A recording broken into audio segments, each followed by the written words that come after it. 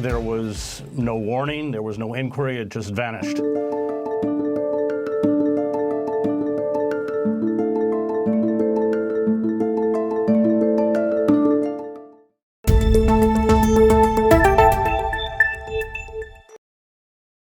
early March, RT America was shut down and laid off staff like you and other colleagues. Did you expect such a scenario? I did expect such a scenario. As soon as I read the 2017 Director of National Intelligence report, it was clear that RT was a target. And I also watched Clapper, the Director of National Security, as he testified before Congress. And when he spoke about RT, he was clearly so enraged. So the 7 pages of that report, which were about Russian interference, supposed Russian interference in the elections of 2016, were dedicated to RT. And they really explained why they didn't like RT. While they accused RT of Russian propaganda, all of the examples that they cited had nothing to do with Russian propaganda. It had to do with giving a voice to Occupy activists, anti-fracking activists, third-party candidates, Black Lives Matter activists. That's why they went after it. And it was clear that they were waiting for the moment when they could shut it down for that reason. And Putin's invasion of Ukraine gave them the opportunity they were waiting for. In 2005, you left the New York Times because of your opposition to the Iraq War. Can you briefly tell me your experience? At the time, I had been the Middle East bureau chief, and I'd spent 7 years in the Middle East. I'm an Arabic speaker. I was very outspoken against the occupation, invasion of Iraq and Afghanistan and everywhere else for all the reasons that are now apparent. I think anybody who had any experience in the region understood that this was a debacle.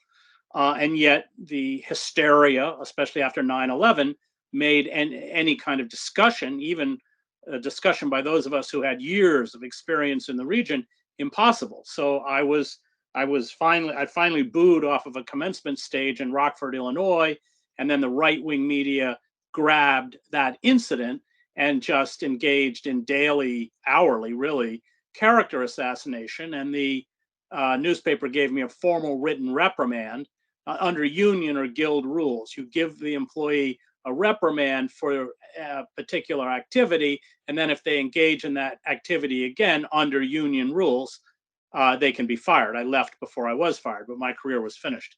It was a time. I mean, I would go into the New York Times, my office, and the message bank on my phone would be filled with death threats. It was a very you couldn't, and of course I was speaking about a reality that I understood very well, but you couldn't question the sacred cause championed by George W. Bush. And of course, the media were the worst cheerleaders for war.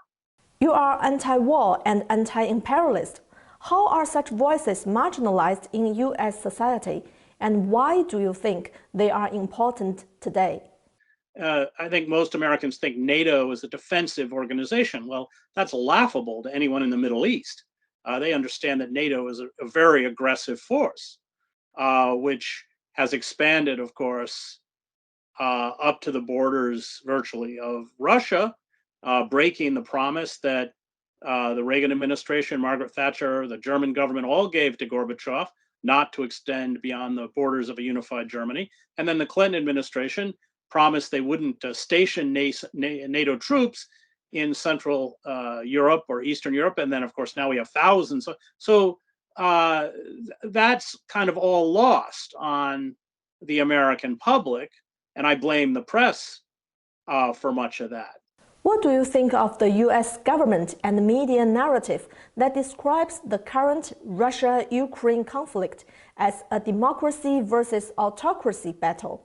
I mean, there's a very cynical game being played here. So they're pumping staggering amounts of weapons into the Ukraine and training, Biden just admitted, training Ukrainian troops in Poland because they want to create a quagmire. They want to create another Chechnya or the old Afghanistan. And I think you're seeing a very similar policy in the Ukraine. The idea is to make Russia bleed, but of course the people who will truly bleed are the Ukrainians. That's the policy. And when you keep bringing in that level of weaponry and arms, then there's no incentive on the part of the Ukrainians to negotiate any kind of a peace deal. I don't know whether Putin wants one or not, but there's certainly no incentive on the Ukrainian side. From being a reporter for the New York Times to joining the US branch of Russian media, was this shift easy for you? Yeah, because I did what I have always done. Now, first of all, that show had been on Telesur, and then Telesur had lost its funding. The Venezuelan economy crashed. Argentina no longer funded it because it became a right-wing government. So that show was off the air, and RT approached me about putting the same show on RT. It's a show, I primarily interview authors. 75% of my shows are about books.